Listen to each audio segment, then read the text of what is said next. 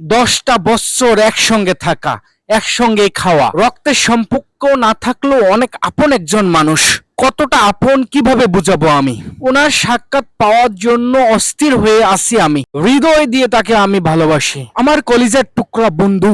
দীর্ঘদিন পর তার সঙ্গে আমার সাক্ষাৎ হবে। ওনাকে দেখার জন্য বাসার থেকে বের হলাম। অনেক গরিব মানুষ তো আমরা, বিভিন্ন সময় অর্থ দিয়ে অনেক সহযোগিতা করেছে উনি। কিভাবে বলবো আমি তাকে? জানি না কোথায় থাকে, কলিজার টুকরা বন্ধুটারে দেখতে আইছি।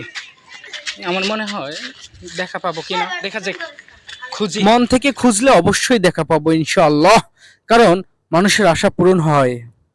মানুষ তো খুঁজলে আল্লাহরও পায়। আমি কি আমার বন্ধুরে পাবো না? অবশ্যই পাবো। ওনার সঙ্গে আমার ফোনে কথা হয়েছে, ওনার লোকেশন অনুযায়ী আমি যাচ্ছি। ইনশাআল্লাহ অল্প সময়ের মধ্যে দেখা হয়ে যাবে। তারে ফোন দিলাম, আসবে। অনেক দিন পর তার সঙ্গে সাক্ষাৎ, একটু নার্ভাস লাগে, তারপর আলহামদুলিল্লাহ। অপেক্ষা করতেছে। অপেক্ষার সময় যেতেই চায় না। অবশেষে তার সঙ্গে আমার শীঘ্রই দেখা হয়ে যাবে।